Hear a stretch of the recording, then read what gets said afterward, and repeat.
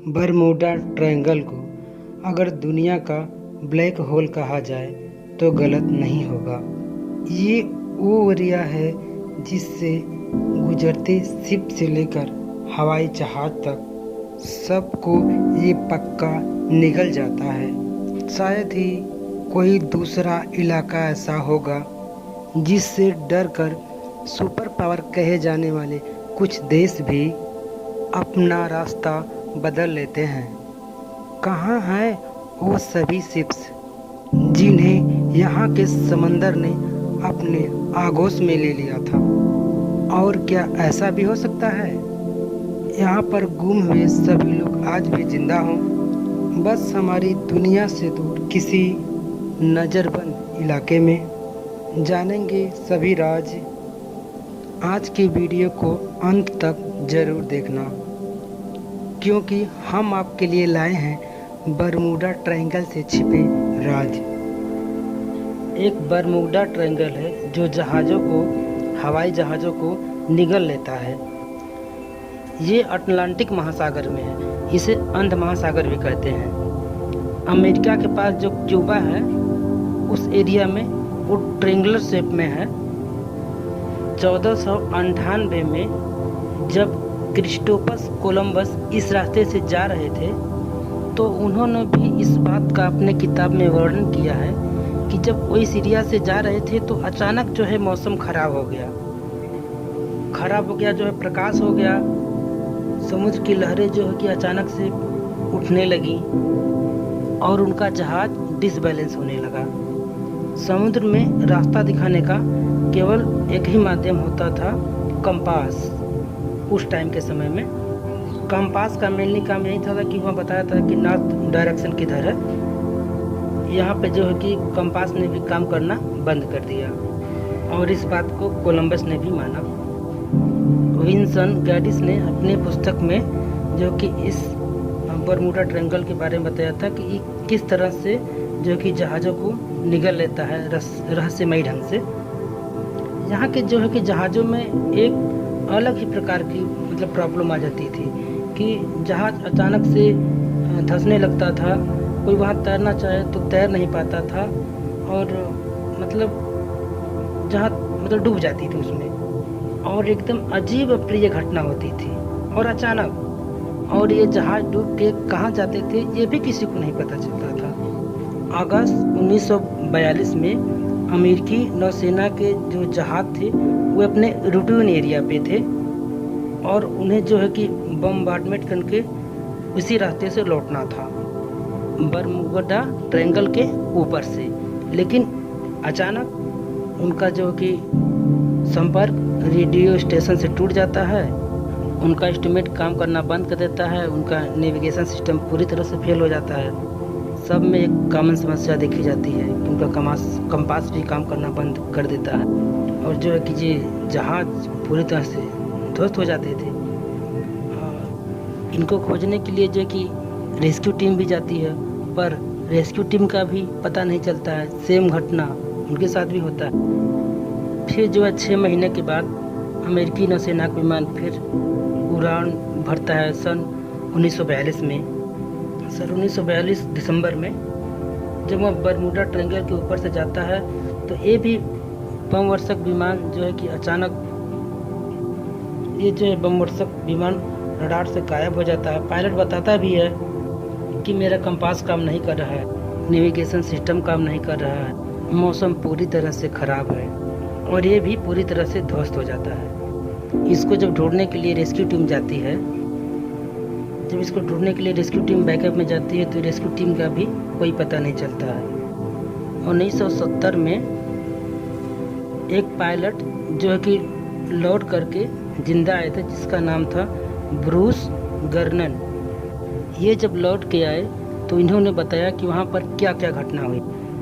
ये बताने लगे कि जब बरमूडा ट्रायंगल के ऊपर से जा गया तो अचानक जो है मौसम बिगड़ गया और बादलों का एक बहुत बड़ा जो है कि समूह पूरा धुआं जैसा आगे सामने आ पूरा एकदम कोहरा टाइप एकदम धुंध हो गया एकदम, और ऐसा लग रहा था जैसे मानो कि बादलों का गुफा हो, इसमें उनको दिखाई नहीं दे रहा था। जब ये इसके अंदर प्रवेश किए तो ये ख़त्म होने का नाम ही नहीं ले रहा था। ये ऐसी गुफा मतलब पूरा बादलों की इतनी बड़ी गुफा हो गई बन गई थी वहाँ पे। और इनका जो है रेडियो फ्रिक्वेंसी भी जो है गड़बड़ काम कर रहा था। जो है इनके जहाज़ जो है इलेक्ट्रॉनिक वगैरह सब काम करना बंद कर दिए थे। और जो है इनके जहाज़ की जो है रफ्तार अचानक बहुत ही तेज़ हो गई थी।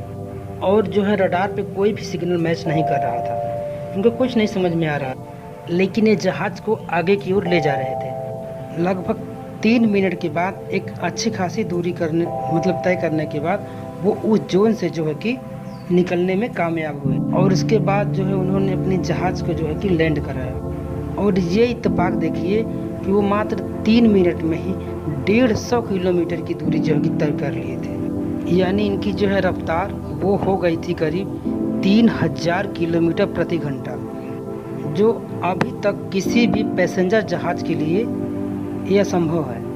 ये स्पीड तो मिसाइल और लड़ाकू जहाज़ों की होती है।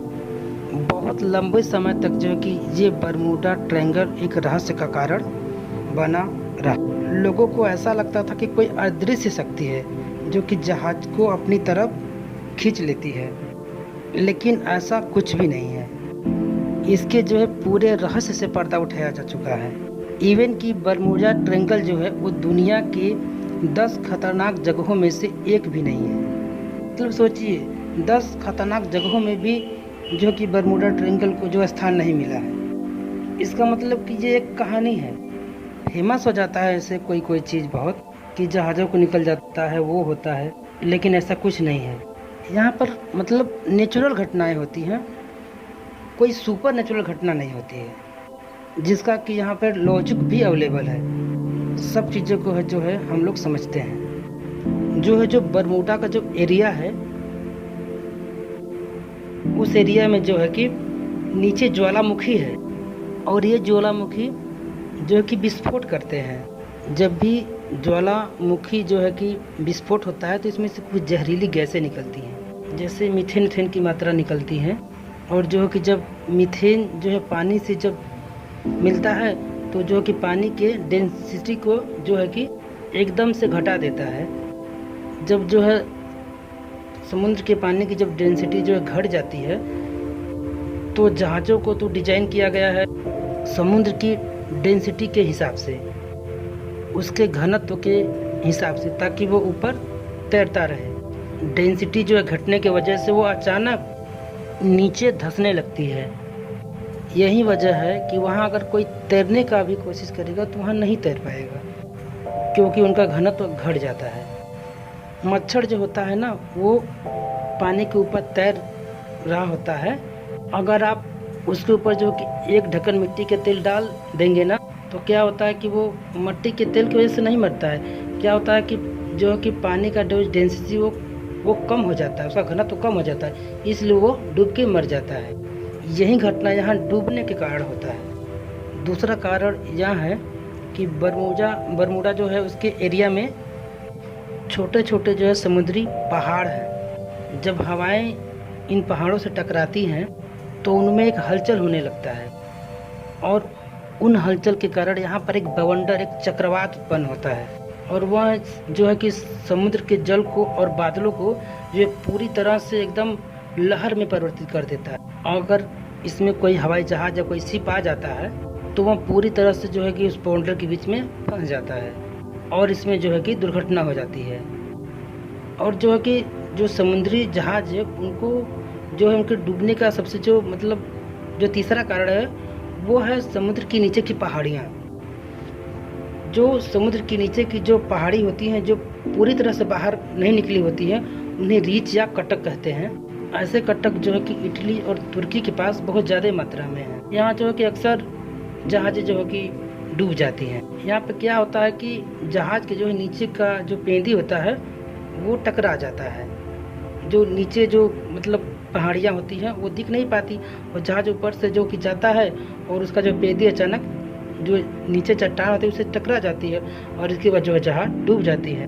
जो है कि ऐसे बहुत सी घटना हुई है। बहुत बड़ी बड़ी जो कि शिप टकरा के जो कि गिर गई, मॉडर्न शिप जो है कि टकरा के गिर गई है। उस समय जो कि जहाज़ों की दुर्घटना जो है कि पानी वाली जो शिप होती थी वो बहुत ज़्यादा होती थी, क्योंकि उस समय न रडार था न सोनार था। आज तो जो है कि पूरी तरह से बेहतरीन ढंग से रडार भी है, सोनार भी है।